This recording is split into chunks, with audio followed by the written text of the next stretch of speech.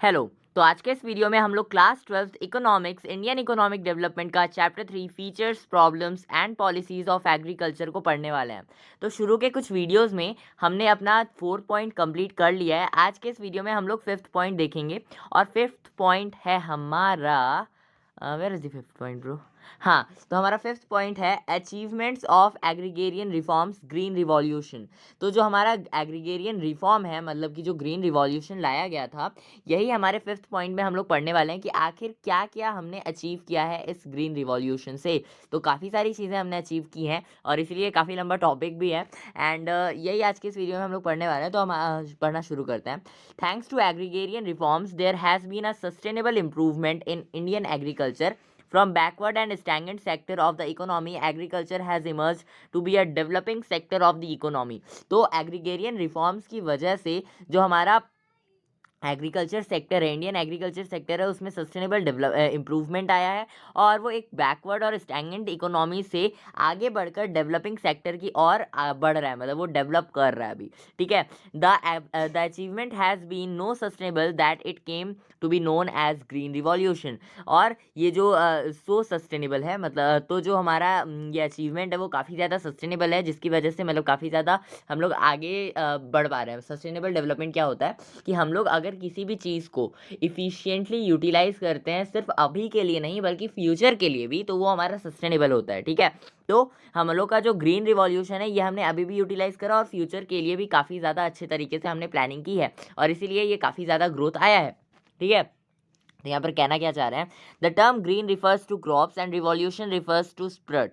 तो जो हमारा ग्रीन रिवॉल्यूशन है, क्रॉप स्प्रट है, मतलब कि उसमें काफ़ी ज़्यादा बढ़ोतरी हुई है, उसमें काफ़ी ज़्यादा डेवलपमेंट हुआ है। Together these terms imply a spread in crop production. तो हमारे क्रॉप के प्रोडक्शन में काफ़ी ज़्यादा बढ़ा है हमारा क्रॉप का production. It started happening in India in the year 1967 to 68. In the year 1967 to 68, its self-food grain production increased by nearly 25%. India became self-sufficient in the production of food grain. तो जो हमारा green revolution है, ये हमारा आया था 1967 to 68 के आसपास, है ना। और उसके बाद 1967 और टू 68 में जो हमारा फूड ग्रेन का प्रोडक्शन है वो अपने आप भी काफ़ी ज़्यादा इंक्रीज़ हुआ है, 25% से बढ़ा है वो। और इंडिया जो है वो अब बन चुका है सेल्फ सफिशिएंट, मतलब कि खुद का जो प्रोडक्शन है वो इंडिया अब कर पा रहा है। ठीक है। आप देख सकते हैं यहाँ पर जो हमारा किसान है वो काफ़ी ज़्यादा बढ़ोतरी कर रहा है और यहाँ पर लोग उनसे मिलने आ रहे हैं। अच्छी बात है यार। फिर आगे बढ़ते हैं। Green revolution in India is marked by 2 different phases. तो जो ग्रीन रिवॉल्यूशन इंडिया में आया है उसमें यहाँ पर 2 फेजेस हैं जिसमें कि हमारा ग्रीन रिवॉल्यूशन आया है। तो फेज़ 1 है हमारा mid 60s to mid 70s, मतलब 1965 से लेकर 1965 तक, ऐसा टाइप है मिड 60s और मिड 70s में। तो during this phase scope of green revolution was restricted largely to wheat and rice growing regions of the country. These included the states of Punjab, Andhra Pradesh and Tamil Nadu. तो जो green revolution mid 60s और mid 70s के बीच में आया था वो हमारा rice और वीट के प्रोडक्शन पर ज़्यादा ध्यान दे रहा था। ठीक है। पल्सेस पर उतना ध्यान नहीं गया था उस समय, लेकिन बाद में गया है ऑफकोर्स, इसलिए इतने ज़्यादा बढ़े हैं हम। तो उस समय हम लोग किस चीज़ पर फोकस कर रहे थे, वीट और राइस पर। और ये सारी चीज़ें भी ना स्टेट्स में आ रही थी, कौन कौन से, पंजाब, आंध्र प्रदेश और तमिलनाडु। और इसी ग्रीन रिवॉल्यूशन की वजह से आज भी अगर आप देखोगे तो जो पंजाब है, जो आंध्र प्रदेश है, जो तमिलनाडु है, वहाँ पर खेती ज़्यादा होती है, वहाँ पर जो प्रोडक्शन है राइस का, वीट का, ये सभी चीज़ों का ज़्यादा होता है। क्यों होता है? बिकॉज वहाँ पर शुरू में ही जो ग्रीन रिवॉल्यूशन है वो आ चुका था। ठीक है। फिर आ जाता है हमारा फेज़ मिड 70s और मिड 80s का। ठीक है। तो उसके बाद मतलब यहाँ पर ये फेज़ एंड हुआ और उसके बाद यही फेज़ चालू हो गया, तुरंत चालू हो गया। कैसे चालू हो गया, आगे बढ़ते हैं। ठीक है। During this phase, the impact of green revolution became widespread, covering most areas of the country and larger number of crops. तो इस फेज में क्या हुआ, जो ग्रीन रिवॉल्यूशन है ना वो पूरे कंट्री में फैल गया। यहाँ पर अभी आप देख सकते हैं कि यहाँ पर 3 हमारे मेन स्टेट्स हैं, पंजाब, आंध्र प्रदेश और तमिलनाडु। ठीक है। तो यहाँ पर हमारा जो ग्रीन रिवॉल्यूशन है वो काफ़ी ज़्यादा फैला था, लेकिन उसके बाद जो हमारा फेज़ 2 आया उसमें हमारे काफ़ी सारे एरियाज़ में हमारा जो ग्रीन रिवॉल्यूशन है वो फैल गया, ठीक है। Most areas of the country and larger number of crops are covered. तो काफ़ी सारे वैरायटी में भी हो गया। पहले यहाँ पर हम लोग क्या कौन कौन सा क्रॉप उगाते थे, वीट और राइस उगाते थे, ठीक है। लेकिन अब हम लोग क्या क्या उगाते हैं, अब हम लोग उगाते हैं काफ़ी सारे तरह के क्रॉप्स, ठीक है, यही कहना चाह रहे हैं ये। फिर है हमारा across both these phases green revolution is characterized by the following features। तो यहाँ पर कुछ फीचर्स दिए गए हैं जिसके जो कि हमारे ग्रीन रिवॉल्यूशन को कैरेक्टराइज करते हैं कि हाँ जी भैया ये चीज़ें हुई थी, मतलब ये कैरेक्टरिस्टिक्स हैं हमारे ग्रीन रिवॉल्यूशन के जो उस समय आया था, ठीक है। तो हमारा पहला पॉइंट है स्प्रेड इन क्रॉप प्रोडक्टिविटी। तो जो क्रॉप का प्रोडक्टिविटी था वो काफ़ी ज़्यादा बढ़ा था, ठीक है। आगे बढ़ते हैं। There has been a sustainable jump in crop productivity. तो यहाँ पर जो सस्टेनेबल जंप आया था, काफ़ी बड़ा जंप आया था हमारे क्रॉप के प्रोडक्टिविटी में। कैसे आया था, मतलब क्या है इनका यही मतलब है कि जो हमारे क्रॉप का प्रोडक्टिविटी था ना वो काफ़ी ज़्यादा बढ़ गया। मतलब जैसे होता क्या है ना जनरली कि आप इतना बढ़ते हो, फिर इतना बढ़ते हो, फिर इतना बढ़ते हो। तो यहाँ पर हुआ क्या, इतना बढ़े और फिर डायरेक्टली इतना बढ़ गए। तो ये बीच में हम लोग जंप कर दिया और यही चीज़ें हुई थी, ठीक है। तो आगे बढ़ते हैं हमारे। To illustrate productivity of wheat was estimated at 3,408 kg per hectare in 2018-19 compared to 660 kg per hectare in 1951। तो जो हमारे क्रॉप का इसको अगर हम लोग बढ़ा चढ़ा के बोले तो कैसे, मतलब एग्जाम्पल के तौर पर हम बता रहे हैं कि जो हमारे वीट का प्रोडक्टिविटी था ना वो 2018-19 में था 3,408 kg, और वही चीज़ अगर हम लोग 1951 से कंपेयर करेंगे तो हमारा प्रोडक्टिविटी था 660 kg। अब अगर आपने शुरू के चैप्टर्स पढ़े होंगे तो आपको ये पहले से ही पता होगा। तो यहाँ पर हो क्या रहा है कि 1951 में हमारा प्रोडक्टिविटी था 1 हेक्टेयर में हम लोग कितना किलो उगा पा रहे थे, 660 kg उगा पा रहे थे, ठीक है। लेकिन अब हम लोग 1 हेक्टेयर में कितना उगा पाते हैं, 3,408 kg उगा पाते हैं। तो अब ऑफकोर्स हमारी जो प्रोडक्टिविटी है वो काफ़ी ज़्यादा बढ़ी है। तो ये तो बात कर ली हमने अपने राइस के बारे में, ठीक है। अब बात करते हैं हम मेज़ के बारे में। मेज़ क्या चीज़ है। तो मेज़ जो होता है ना वो मेज़ हम लोग हर हेक्टेयर में, 1 हेक्टेयर में अभी 2018-19 की बात करें तो 2665 kg उगा पा रहे थे। लेकिन 1951 में हम लोग कितना उगा पाते थे मेज़, 665 kg पर हेक्टेयर। तो आप देख सकते हो कि कितना ज़्यादा डिफरेंस है यहाँ पर राइस के में भी और मेज़ के में भी। अब बात करते हैं हम लोग अपने दूसरे क्रॉप के बारे में जो कि है 2018-19 में हम लोग उगा कितना पाते थे, 1114 kg उगा पाते थे, है ना। हम लोग 1114 kg उगा पाते थे। लेकिन अब हम लोग 1951 में 704 kg हम लोग उगा पा रहे हैं। मतलब अभी के टाइम पर हम लोग ज़्यादा प्रोडक्शन कर पा रहे हैं, ठीक है। आगे बढ़ते हैं। फिर spread in productivity has led to a structural shift in Indian agriculture. This has marked the end of long period stagnation in Indian agriculture। तो इंडियन एग्रीकल्चर में क्या हुआ कि जो प्रोडक्टिविटी था ना वो काफ़ी ज़्यादा बढ़ा है। कैसे बढ़ा है, काफ़ी लंबे समय में बढ़ा है, लेकिन कैसे बढ़ा है। अरे यार, मतलब ये कहना यही चाह रहे हैं कि जो हमारा प्रोडक्टिविटी है ना उसमें इतना जो बढ़ोतरी हुई उसकी वजह से काफ़ी बड़ा शिफ्ट आया है हमारे इंडियन एग्रीकल्चर में, और ये काफ़ी लंबे समय के लिए जो स्टैग्नेशन है हमारे इंडियन एग्रीकल्चर का जो काफ़ी लंबे समय से चला आ रहा था उसको ख़त्म कर दिया है, ठीक है। वो पढ़ते पढ़ते ना थोड़ा दिमाग वो हो जाता है। वेल मेरा दिमाग काफ़ी अच्छा है। आगे बढ़ते हैं। हमारा अगला पॉइंट है सस्टेनेबल राइस इन आरकेज, ठीक है। Area under cultivation. तो ARC मतलब एरिया अंडर कल्टीवेशन एज है, ठीक है। तो ये क्या है, इसमें हम लोग यही कह रहे हैं कि HYV technology has significantly reduce the time lag between showing and harvesting of crop. तो HYV सीड्स की वजह से जो हमारे टेक्नोलॉजी है वो काफ़ी ज़्यादा रिड्यूस कर दिया है टाइम लैग को बिटवीन हमारे सोइंग और हार्वेस्टिंग में। मतलब HYV सीड्स जो होते हैं ना उसमें प्रोडक्शन जल्दी हो जाता है। इसकी वजह से जो टाइम पीरियड रहता है कि हाँ हमने अभी बीज बो दिया, अब हमको इसको उगाना है। तो यहाँ पर अगर मान लो आप इतना अभी यहाँ पर उगा रहे हो, यहाँ पर आप बीज डाल दिए, अब ये पेड़ बन गया, ठीक है। यह पेड़ बनने में आपको मान लो कि 4 महीने लग रहे हैं, मतलब 4 महीने लग रहे हैं, ऐसे कहेंगे हम लोग कि जो क्रॉप है उसको उगने में लग रहे हैं, ठीक है। तो ये क्रॉप है हमारा, है ना। तो ये क्रॉप उगने में कितने महीने लग रहे हैं, 4 महीने। लेकिन वहीं अगर आप HYV सीड्स यूज़ करते हो तो आप यहाँ पर सीड डालें HYV सीड वाला, ये नॉर्मल सीड है और ये HYV सीड है, ठीक है, वी सीड है। ठीक है, HYV सीड्स जो है हमारे, अब इनको अगर आप डालोगे तो यहाँ पर आपका जो पेड़ है, जो फसल है हमारी, वो बनकर तैयार हो जाएगी 2 महीने में। तो यहाँ पर आपको जो टाइम है वो कम देना पड़ रहा है, और यही होता है हमारे HYV सीड्स का काम। ठीक है, इसको डिलीट कर देते हैं। फिर है हमारा, कहाँ गया हमारा भाई, use of chemical fertilisers has estimated the need of fallowing. तो जो केमिकल फर्टिलाइजर्स थे ना, उनकी वजह से हमारा जो नीड है वो काफ़ी ज़्यादा कम हो गया, मतलब जो नीड है एलिमिनेट कर दिया गया है हमारे केमिकल फर्टिलाइज़र की वजह से, मतलब जो टाइम होता है वो काफ़ी कम लगता है, जो केमिकल फर्टिलाइज़र होता है उसकी वजह से जो हमको फैलोइंग का जो टाइम रहता है, मतलब जो हम क्या कहें, मैं यार क्या कह रहा हूँ, देखो जो केमिकल फर्टिलाइज़र होता है वो हमारे फैलोइंग को एलिमिनेट कर देता है, सिंपल, खत्म। ठीक है, accordingly double cropping has become possible. This has led to a substantial rise in gross areas under cultivation. तो इसकी वजह से जो हम लोग मान लो डबल क्रॉपिंग भी कर पा रहे हैं, क्योंकि आपको HYV सीड्स की वजह से टाइम कम लग रहा है, और अब अगर आपको टाइम कम लगेगा तो हमारा जो केमिकल फर्टिलाइज़र है, मतलब उसकी वजह से, ये सारी चीज़ों की वजह से टाइम कम लग रहा है, इसलिए हम लोग क्रॉपिंग भी ज़्यादा कर पा रहे हैं।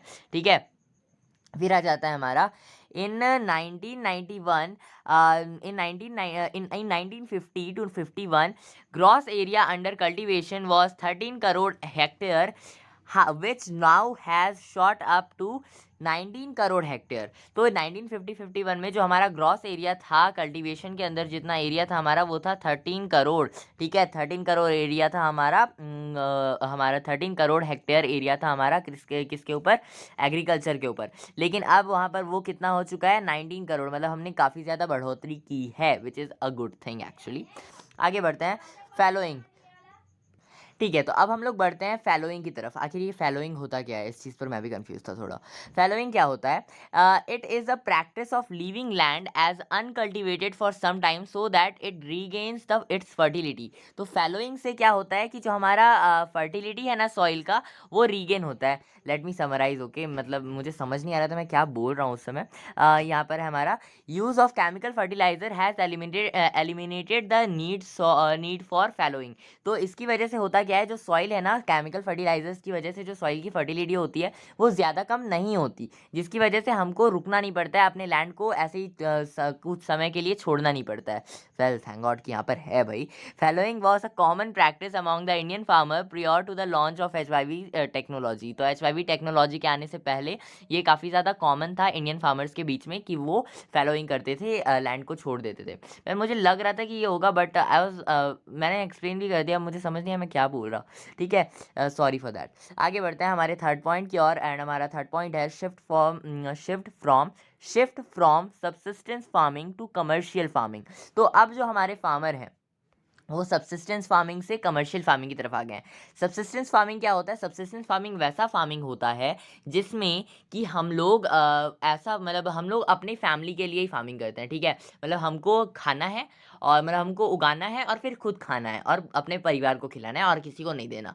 तो अगर आप किसी और को दोगे, बेचोगे, तब वो कमर्शियल फार्मिंग होगा। तो अब हमारे जो फार्मर है ना, वो पहले तो सब्सिस्टेंस फार्मिंग करते थे, खुद उगाते थे, खुद खाते थे, खत्म करो। ठीक है, लेकिन अब वो क्या करते हैं, उगाते हैं और उसके बाद बेचते भी हैं, so that they will get a profit. ठीक है, a substantial rise in output owing to increase in productivity and increase in acreage has started generating marketable surplus। तो यहाँ पर अब जो हमारा प्रोडक्शन है वो ज़्यादा हो रहा है, तो अब प्रोडक्शन ज़्यादा होगा लेकिन पेट तो नहीं बड़ा हो रहा ना। तो अब अगर आपका पेट भी नहीं बड़ा हो रहा है, जो प्रोडक्शन है वो ज़्यादा हो जा रहा है, तो आप क्यों नहीं बेच लोगे। ठीक है, फिर this has promoted the farmers to gradually shift from subsistence farming to commercial farming. This is a sign of growth and development. तो हमारा जो एग्रीकल्चर सेक्टर है, अब वहाँ के जो फार्मर्स हैं वो सब्सिस्टेंस फार्मिंग से कमर्शियल फार्मिंग की तरफ जा रहे हैं, और इसी वजह से जो हमारा सब्सिस्टेंस फार्मिंग है वो हो रहा है कमर्शियल फार्मिंग में कन्वर्ट, जिसकी वजह से जो ग्रोथ है, हमारा डेवलपमेंट है, वो हो रहा है। फिर आ जाता है हमारा मार्केटेबल सरप्लस। अब ये मार्केटेबल सरप्लस क्या होता है, यहाँ पर तो मैंने बता दिया आपको। वैसे आगे बढ़ लेते हैं फिर से। It refers to surplus of farmers' output over and above his or his on farm consumption। तो ये क्या रिफर करता है, सरप्लस जो हम लोग जनरेट करते हैं फार्मर लोग, वो अपने कंजम्पशन के लिए तो फार्म से अपना उगा लेते हैं, लेकिन उसके बाद जब वो और बेचते हैं, ठीक है, बेचने के बाद जो उनको और सरप्लस होता है, ये हमारा होता है मार्केटेबल सरप्लस। तो मार्केटेबल सरप्लस उन लोग जनरेट कर सकते हैं अब, क्योंकि प्रोडक्शन ज़्यादा हो रहा है। Marketable surplus of wheat is equal to output of wheat minus on farm consumption of wheat और expected consumption of wheat by the farmers family during the year. तो इसका सिंपल सा मतलब यही है कि मार्केटेबल सरप्लस क्या होता है। मान लो अगर आप वीट का मार्केटेबल सरप्लस आप निकालोगे, तो आप ये कहोगे कि हमने जितना भी प्रोडक्शन किया वीट का, जितना भी आउटपुट हुआ है वीट का, उसको उसमें से माइनस कर देंगे हम लोग जितना हम साल भर में खाने वाले हैं, ठीक है। तो जो फार्मर है और उसकी फैमिली है, साल भर में जितना खा सकती है, खाएगी, उतना हम बचा लेंगे। मान लो आपने 10 बोरी चावल या वीट या दाल प्रोड्यूस किया, और उसके बाद आप सोच रहे हो कि भाई मैं 3 बोरी साल भर में ख़त्म कर दूंगा, ठीक है। तो बाकी का जो 7 बोरी है आप उसे बेच सकते हो, और वो हमारा हो जाएगा क्या, मार्केटेबल सरप्लस, ठीक है।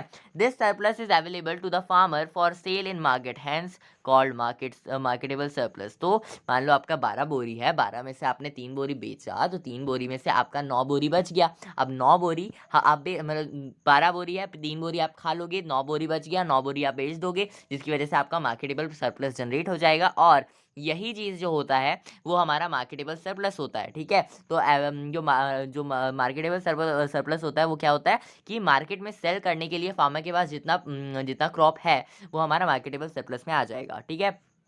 फिर आ जाता है, by selling the marketable surplus he gets cash, he can use this cash to buy producer goods for further production and also to buy consumer goods for his current consumption. Marketable surplus is a sign of commercialisation of agriculture. तो अब जो हमारा farmer है वो क्या करता है, अब वो बेचता है मार्केट में जाकर अपना सामान, जिसकी वजह से उसको मिलते हैं पैसे, रोकड़ा, कैश, ठीक है। अब कैश अगर उसको मिलेंगे, मुन्नी है पैसे वालों की, ना दिल्ली ना मुंबई वालों की, पैसे वालों की, ऐसे ही कुछ है, ठीक है। तो उनको मिलता है पैसा। अब वो पैसे से क्या क्या नहीं कर सकते, वो काफ़ी कुछ कर सकते हैं। वो अपने लिए और कुछ, मतलब आप मान लो कि एक फार्मर है, वो चावल उगा रहा है, तो वो जाकर मार्केट से अब वीट भी खरीद के ला सकता है, बिकॉज उसको रोटी खानी है, ठीक है। वो दाल भी ला सकता है, बिकॉज उसको दाल भी पीना है, ठीक है। So it's like that. उसके बाद आपको दाल पूड़ी बनानी है। उसके बाद आ जाता है हमारा क्या, वो और भी कंज्यूमर गुड्स होते हैं, जैसे कपड़े हो गए, ठीक है। कपड़ा तो चाहिए ही उसको, ऐसे ही तो नहीं घूमेगा, है ना। तो कपड़े चाहिए होंगे, तो ऐसा तो है नहीं कि वो बार्टर सिस्टम फॉलो करेगा। बार्टर सिस्टम होता है जब आप एक सामान देकर दूसरा सामान लेते हो, ठीक है। तो अब वो जो इंसान है वो क्या कर रहा है, वो जा रहा है मार्केट, जा रहा है अपना सामान बेच रहा है, कैश ले रहा है, और उसके बाद जाकर कपड़े की दुकान में जाकर कपड़ा खरीद रहा है। ऐसे तो नहीं खरीद पाएगा ना, तो इसीलिए ये हो रहा है हमारा। और उसके बाद जो मार्केटेबल सरप्लस है वो कमर्शियलाइजेशन का साइन है एग्रीकल्चर में, और it is a good thing, okay. फिर आ जाता है हमारा 4th point, which is change in farmers outlook. तो फार्मर्स के आउटलुक में चेंज आ रहा है। Commercialisation of agriculture has caused a change in outlook of the farmers.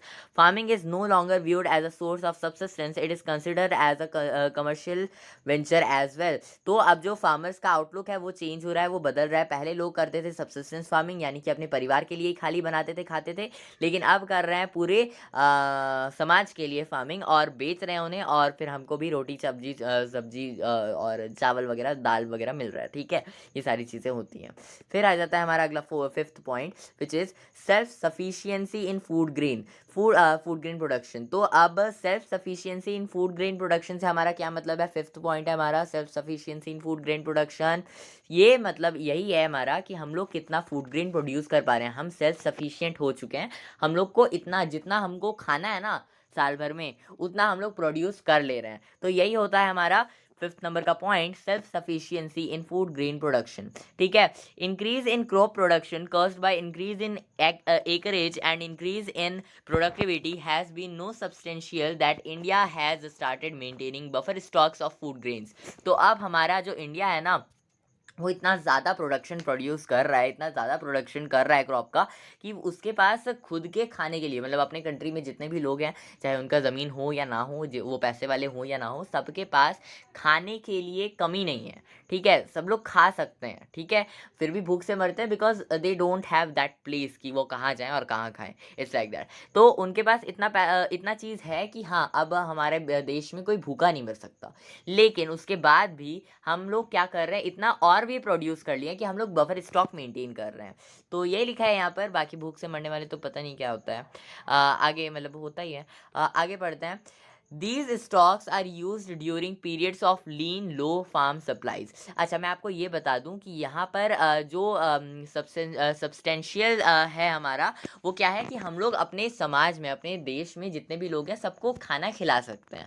अब बाकी काफ़ी लोग ऐसे होते हैं जिनको कि खुद खाना मिलता ही नहीं है, ठीक है, मतलब वो भीख मांगते हैं, उनके पास उतने पैसे नहीं होते कि वो जाएं और कहीं पर भी जाकर खाएं, ठीक है। जो आश्रम वगैरह भी होते हैं या मतलब कहीं पर भी, they don't know may be, और कुछ कारण होते हैं जिसकी वजह से आज भी हो सकता है कि इंडिया में कुछ लोग भूखे मर रहे हो। So that's not a point here. यही है। आगे बढ़ते हैं। हमारा अगला पॉइंट यही है कि this stocks are during periods of lean low farm supply. तो ये हमारा जो स्टॉक है वो कब मेंटेन किया जाता है, जब हमारे पास फार्म सप्लाई कम हो। This stocks are use during periods of lean low farm supplies. मतलब मान लो कि किसी साल बारिश कम हुई या खेती अच्छी नहीं हो पाई, फसल बर्बाद हो गए, तो हमारा जो बफर स्टॉक है उससे हम लोग अपने देश में जितने भी लोग हैं सबका पेट भर सकते हैं, ठीक है, बफर स्टॉक की मदद से। A revolutionary rise in output has helped India achieve growth with self-sufficiency। तो ये जो हमारा रिवॉल्यूशनरी राइज आया है हमारे आउटपुट में, वो इंडिया को मदद किया है काफ़ी ज़्यादा सेल्फ सफिशिएंसी मेंटेन करने में, खुद का जो ग्रोथ है उसे बनाने में, और खुद को सेल्फ सफिशिएंट बनाने के लिए। मतलब अब हमको ना चावल और रोटी और दाल ना बाहर से इंपोर्ट नहीं कराना पड़ता है, अब हम लोग एक्सपोर्ट करते हैं, ठीक है। Briefly owing to technical, institutional and general reforms, India has achieved a substantial rise in crop production through increase in productivity as well as increase in acreage। तो अगर हम लोग टेक्निकल और इंस्टीट्यूशनल और जनरल रिफॉर्म्स के को briefly जानेंगे तो हमको ये पता चलेगा कि इंडिया जो है वो सब्सटेंशियल राइज अपने क्रॉप प्रोडक्शन में अचीव कर चुका है, और प्रोडक्टिविटी भी काफ़ी ज़्यादा बढ़ चुकी है, एकरेज भी काफ़ी ज़्यादा बढ़ चुका है। एकरेज क्या होता है मैंने आपको शुरू में बता दिया। The rise in the level of production and productivity has been so substantial. तो अब जो हमारी प्रोडक्टिविटी है, जो हमारा प्रोडक्शन है, वो काफ़ी ज़्यादा बढ़ चुका है अगर हम लोग कंपेयर करेंगे अपने इंडिपेंडेंस के टाइम से। तो और इसी चीज़ को हम लोग कहते हैं हमारा ग्रीन रिवॉल्यूशन, ठीक है, ग्रीन रिवॉल्यूशन हम लोग इसी को कहते हैं। And this is the main point. ये काफ़ी ज़्यादा इंपॉर्टेंट टॉपिक है और ये एग्ज़ाम में भी आ सकता है, which we all should know, ठीक है। तो ये काफ़ी ज़्यादा इंपॉर्टेंट पॉइंट है, आप चाहें तो आप इसे ज़रूर पढ़िए। मतलब मैं क्या कह रहा हूँ यार, पता नहीं क्या हो गया आज। आगे बढ़ते हैं। Gains of green revolution significant but not sufficient. तो जो हमारा ग्रीन रिवॉल्यूशन में जो गेन है, जो हमारा ग्रीन रिवॉल्यूशन की वजह से जो चेंजेस आए हैं वो काफ़ी ज़्यादा सिग्निफिकेंट है, लेकिन वो सफिशिएंट नहीं है। लिमिटेशंस क्या है हमारे ग्रीन रिवॉल्यूशन के, अब हम लोग वो पढ़ते हैं, ठीक है। तो क्या है ये हम लोग जान लेते हैं। चलिए शुरू करते हैं। कहाँ गया भाई, बड़ा हो ना, नहीं होगा बड़ा, मत हो जा। ये क्या हो रहा है भाई, रुको। हाँ चलो, लिमिटेशंस ऑफ ग्रीन रिवॉल्यूशंस क्या है हमारे ग्रीन रिवॉल्यूशंस के लिमिटेशंस, ठीक है। तो हमारे ग्रीन रिवॉल्यूशंस के लिमिटेशंस हैं। Owing to green revolution there are significant rise in crop productivity. Green revolution के साथ जो हमारा क्रॉप प्रोडक्टिविटी में जो राइज है वो काफ़ी ज़्यादा आया है, लेकिन but it was only in relation to our own record in the past compare to developed nation. The rise in productivity was highly insignificant. तो हम लोग अभी अपने हिसाब से देखें, ईव ऑफ इंडिपेंडेंस जब आज़ादी हुई थी तब के हिसाब से देखें, तब तो भैया हमने पता नहीं छप्पर फाड़ दिए हैं, छप्पर फाड़ दिए हैं, ठीक है। लेकिन वहीं अगर हम लोग डेवलप्ड कंट्रीज़ के हिसाब से देखें तो हमारा जो क्रॉप प्रोडक्शन होता है वो उतना सफिशिएंट नहीं है, मतलब सफिशिएंट नहीं है, वो काफ़ी ज़्यादा इनसिग्निफिशिएंट है। कैसे है, आगे बढ़ते हैं। In case of wheat per hectare productivity in India was 3.4 tonnes as against 6.5 tonnes in China and 9 tonnes in UK in 2018। तो 2018 का रिपोर्ट है और ये हमको ये कह रहे हैं कि इंडिया में जो प्रोडक्टिविटी है, मतलब कि हम लोग 1 हेक्टेयर में कितना किलो वीट प्रोड्यूस कर पा रहे हैं, वीट की बात हो रही है यहाँ पर, तो जो प्रोडक्टिविटी है वीट पर ही लेंगे। ऐसे अगर आप राइस प्रोड्यूस करोगे तो प्रोडक्टिविटी राइस पर लोगे, ठीक है। तो यहाँ पर वीट की बात हो रही है, तो हम लोग 1 हेक्टेयर में कितना किलो वीट प्रोड्यूस कर पा रहे हैं, ये हमारे इंडिया की प्रोडक्टिविटी है। तो हम लोग का जो इंडिया का प्रोडक्टिविटी है वो 3.4 टन्स, ठीक है। तो 3.4 टन्स केजी हम लोग 3.4 टन्स हम लोग वीट प्रोड्यूस कर पा रहे हैं 1 हेक्टेयर में। ये अपने पास्ट के हिसाब से तो बाकी मतलब बहुत अच्छा है, लेकिन वहीं अगर हम लोग डेवलप्ड नेशंस को देखेंगे, जैसे चाइना को देखेंगे तो 6.5 6.5 टन है। वहीं अगर आप यूके को देखोगे तो यहाँ पर तो ये भैया 9 टन यूके में प्रोडक्टिविटी इन लोग मेंटेन करके रखे हैं और बहुत ज़्यादा प्रोड्यूस करते हैं। ठीक है, तो उनके हिसाब से तो भैया हम लोग मतलब क्या ही हैं। फिर आगे बढ़ते हैं। In case of rice per hectare productivity in India has was 2.4 tons as against 6.8 tons in China in 2018। तो अगर हम लोग अब राइस के बारे में बात करेंगे तो राइस के बारे में बात करते वक्त हमको आता है कि जो प्रोडक्टिविटी है हमारे इंडिया का वो है 2.4 टन्स और चाइना का है 6.8 टन्स और यूके का दिया ही नहीं है यहाँ पे। ठीक है, आगे बढ़ते हैं। Following observations highlight the limitations failures of green revolution. तो ग्रीन रिवॉल्यूशन के भी काफ़ी सारे फेलियर्स थे। ग्रीन कलर के पॉइंट्स में हमको ये दिया गया है, क्या है इसको जान लेते हैं। लिमिटेड क्रॉप्स, जो क्रॉप्स हैं वो लिमिटेड हैं। कैसे? Revolutionary rise in output due to green revolution is confined mainly to the production of food grains, wheat and rice. There has been no similar rise in the production of pulses and commercial crops like jute, cotton, tea, etc.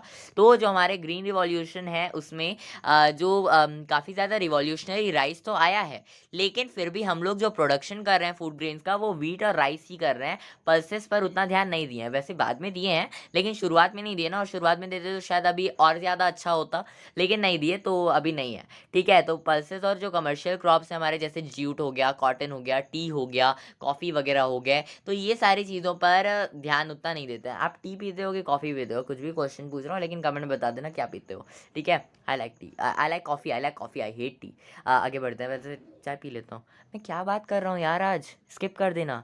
आगे बढ़ते हैं। Two uneven spread of green revolution has not been uniform across all regions in states like Punjab, Haryana, Maharashtra and Tamil Nadu it made a remarkable impact, but in eastern UP, Bihar, Madhya Pradesh and Odisha its impact was really relatively insignificant. तो जो हमारा spread है वो uneven है, क्योंकि हमने पंजाब, हरियाणा, महाराष्ट्र में तो काफ़ी ज़्यादा अच्छे से स्प्रेड कर लिया और इसीलिए आज के टाइम पर भी अगर आप उस एरिया में जाते हो तो काफ़ी अच्छा प्रोडक्शन हो रहा है। लेकिन वहीं अगर हम लोग बात करेंगे बिहार की, यूपी की, मध्य प्रदेश की, उड़ीसा की, तो यहाँ पर जो हमारा ग्रीन रिवॉल्यूशन था वो उतना अच्छा नहीं आया और उसका स्प्रेड उतना अच्छे से नहीं हुआ, इसलिए जो हमारा प्रोडक्शन है वो अगर हम लोग देखेंगे तो उस हिसाब से काफ़ी ज़्यादा इनसिग्निफिकेंट है, उतना अच्छा नहीं है।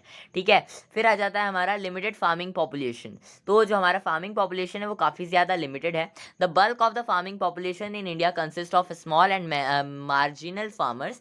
तो काफ़ी बड़ा जो पॉपुलेशन है इंडिया का वो कंसिस्ट है किससे? छोटे और छोटे छोटे फार्मर्स से। ठीक है, अच्छा मैं ये बता दूं कि मैं ना वीडियो को एडिट नहीं करता हूँ, तो मैं जो बकवास भी करता हूँ ना वो भी इस वीडियो में चले जाता है। So you can skip the video and I just can't do it. मतलब मैं एडिट नहीं करूँगा, मतलब नहीं कर सकता because of some reason. The gains of green revolution has eluded these farmers because HYV technology require expensive inputs which are beyond the reach of marginal farmers. ठीक है, तो जो हमारा ग्रीन रिवॉल्यूशन आया उसका जो स्प्रेड था काफ़ी कम था और ये लिमिटेड फार्मिंग पॉपुलेशन के लिए था। कैसे था? क्योंकि जो हमारे छोटे और जो छोटे छोटे फार्मर होते हैं ना उनको ग्रीन रिवॉल्यूशन का था, ग्रीन रिवॉल्यूशन फार्मर के बारे में पता तो था बट वो अफोर्ड नहीं कर सकते थे। जैसे कि हमारी जो HYV टेक्नोलॉजी होती है वो थोड़ी एक्सपेंसिव होती है कंपैरिजन टू हमारा कुछ और करें हम तो। ठीक है, मतलब सिंपल नॉर्मल फार्मिंग करें तो इसीलिए अब जो छोटे छोटे फार्मर हैं एक तो वो खुद ही लोन लेकर अपना खेती करते हैं, उसमें भी वो अब अगर अपना खर्चा बढ़ाएंगे HYV सीड खरीद कर तो कहाँ से खेती कर पाएंगे। ठीक है, फिर आ जाता है हमारा however rich farming population though small in number happens to own the bulk of farming area which is why the result of green revolution are found to be impressive in terms of overall rise in output।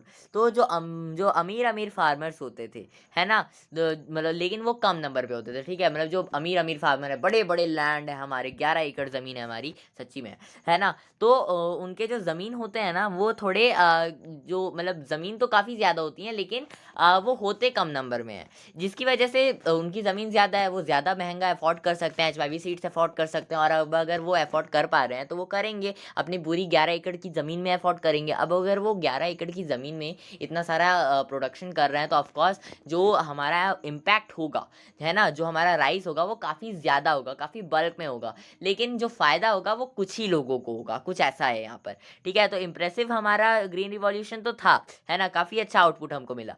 लेकिन लेकिन लेकिन जो हमारी सत्ता थी, जो हमारा हमारी मनी थी, हमारा अमीरी था, क्या क्या कहते हैं इसको, है ना, तो वो स्मॉल फार्मर्स को नहीं मिल पाता था, अमीर फार्मर ही अमीर रहते थे।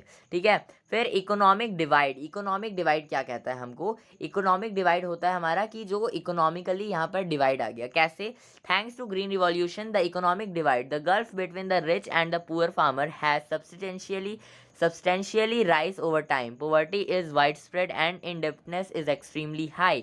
Loan waivers are frequently offered, yet suicides among the farmers is emerging to be a serious challenge. तो ग्रीन रिवॉल्यूशन की वजह से जो बड़ा जो अमीर फार्मर थे वो तो भैया अच्छे से रहते थे, लेकिन जो पुअर फार्मर रहते थे ना, वो टाइम टू टाइम क्या हो रहे थे कि वो सब्सटेंशियली राइज कर रहे थे, वो उतना ज़्यादा प्रोड्यूस नहीं कर पा रहे थे, ऐसा कुछ हो रहा था। ठीक है, तो जो गरीबी थी वो काफ़ी ज़्यादा फैल गई थी, उनमें जो इंडेप्टनेस थी, मतलब उनका जो लोन वगैरह था वो काफ़ी ज़्यादा बढ़ चुका था। जो लोन वेवियर्स थे वो फ्रिक्वेंटली उनको ऑफ़र करते थे, लेकिन और लोन की वजह से वो लोग सुसाइड भी करते थे। जैसे अभी बीच में आपने केस सुना होगा, बीच में मतलब क्या, काफ़ी टाइम पहले ही, मतलब मोदी गवर्नमेंट आने के थोड़ा पहले या बाद में, ऐसे टाइम पर जो हमारा फार्मर था वो काफ़ी ज़्यादा सुसाइड कर रहा था, है ना। तो ये काफ़ी बड़ा सीरियस चैलेंज बन चुका था। एंड आगे बढ़ते हैं। Briefly, while achievements of the agrarian reforms in terms of green revolution are a laudable, praiseworthy, the gulf between haves and have-nots is a serious challenge in the Indian rural economy. Also, a big push of investment needs to be given to Indian agriculture to raise productivity levels at par with the advance Nations. तो हमारा जो achievement है green revolution में वो तो भैया काफ़ी ज़्यादा प्राइस वर्दी है, काफ़ी ज़्यादा अच्छा है, लॉलेबल है। और जो हमारा हैव है और हैव नॉट है, मतलब हमको क्या करना चाहिए क्या नहीं करना चाहिए, ये काफ़ी बड़ा चैलेंज है इंडियन रूरल इकोनॉमी में। ठीक है, और काफ़ी बड़ा इन्वेस्टमेंट चाहिए हमारे रूरल इंडियन इकोनॉमी को। क्यों चाहिए? बिकॉज जो गरीब फार्मर है वो उतना ज़्यादा प्रोड्यूस नहीं कर पा रहे, उतना ज़्यादा खर्चा नहीं कर पा रहे, and because of this the productivity जो लेवल है वो काफ़ी कम है हमारे एडवांस नेशन के मुकाबले। ठीक है, तो अगर हमको उनको अचीव करना है तो हमें अपने स्मॉल फार्मर्स पर बहुत ज़्यादा ध्यान देना पड़ेगा। ठीक है, अच्छा, तो ये लास्ट पॉइंट है, वाह। आगे बढ़ते हैं। फिर हमारा अगला पॉइंट आ जाता है, thus India need another green revolution. तो क्या हमारे इंडिया को एक और ग्रीन रिवॉल्यूशन चाहिए कि नहीं चाहिए? हाँ जी, बिल्कुल चाहिए, ये बिल्कुल ऑब्वियस आंसर है। क्यों है? बिकॉज ये फैक्ट तो बिल्कुल सही है कि जो ग्रीन रिवॉल्यूशन है जो 60s में आया था वो अब धीरे धीरे कम होने लगा है। ठीक है, तो उसकी वजह से जो हमारे स्मॉल फार्मर्स है वो अगेन दब रहे हैं। This is particularly true when the gains are viewed in relation to our needs and its relation and in relation to what other countries have achieved. Following observations would prove that need for yet another green revolution in Indian agriculture. तो हमारे Indian agriculture में again green revolution चाहिए, because 60s में green revolution आया था वो अब धीरे धीरे श्रिंक कर रहा है, पतला हो रहा है, मतलब कम हो रहा है। ठीक है, और ये देखा जा रहा है कि हमारे जो कंट्रीज़ हैं, मतलब दूसरे जो नेशंस है, जो डेवलप्ड नेशंस है, वहाँ के मुकाबले जो हमारे इंडिया का जो प्रोडक्टिविटी है वो काफ़ी ज़्यादा कम है, और इसे बढ़ाने के लिए हमको क्या करना होगा? ग्रीन रिवॉल्यूशन लाना पड़ेगा। ठीक है, तो green revolution in Indian agriculture, तो ये होना चाहिए। क्या चीज़ें हो सकती हैं, क्यों हमको चाहिए, क्या क्या मेन मुद्दा तो बताओ आप। ऐसा थोड़ी है कि दूसरा कंट्री कर रहा है तो हम भी करने लगे हैं, ऐसे चीटर थोड़ी हैं। आगे बढ़ते हैं। Our productivity standards are extremely low compare to other nations. तो पहला तो हमारा यही है कि हमारा जो दूसरे कंट्री के मुकाबले जो हमारा कंट्री है उसमें जो प्रोडक्टिविटी रेट है वो काफ़ी ज़्यादा कम है। Our food grain stock are at the point of uncertainty. तो हमारे जो फूड ग्रेन का स्टॉक है वो एक पॉइंट पर अनसर्टिन है। और फिर हमारे most of the farmers in India continue to face uncertainties of the weather. तो हमारे काफ़ी सारे जो फार्मर्स हैं इंडिया में वो अभी भी अनसर्टिनिटीज़ वेदर की वजह से फेस कर रहे हैं, मतलब बारिश पर डिपेंडेंट है काफ़ी ज़्यादा। फिर है हमारा the farmers continue to be exposed the farmers continue to be export नहीं, fourth point है, the farmers continue to be exposed to uncertainties of the market which compels them to focus on unprofitable subsistence farming. ठीक है, तो जो farmers हैं वो आज भी uncertainties मार्केट की वजह से फेस कर रहे हैं. कैसे? क्योंकि उनको जो प्रॉफिट है वो थोड़ा कम हो रहा है. कैसे हो रहा है वो हमने बता दिया है आपको शुरू के वीडियोस में, आप चाहें तो जाकर देख सकते हैं. Loan waivers are becoming a recurring features. और ये जो लोन होता है ना, लोन की वजह से आज फार्मर्स काफ़ी ज़्यादा डेब्ट में है. क्यों है? क्योंकि वो हर साल लोन लेते हैं, हर साल उनकी फसल बर्बाद हो सकती है और हर साल उनको लोन चुकाते नहीं बनेगा और धीरे धीरे वो कर्ज में दबते जाएंगे. तो यही था आज का वीडियो. मिलते हैं नेक्स्ट वीडियो में विद एक्सरसाइज. आई होप कि आपको समझ में आया होगा, अच्छा लगा होगा. अगर अच्छा लगा तो वीडियो को लाइक कीजिए, चैनल को सब्सक्राइब कीजिए. मिलते हैं नेक्स्ट वीडियो में, तब तक के लिए थैंक्स फॉर वॉचिंग.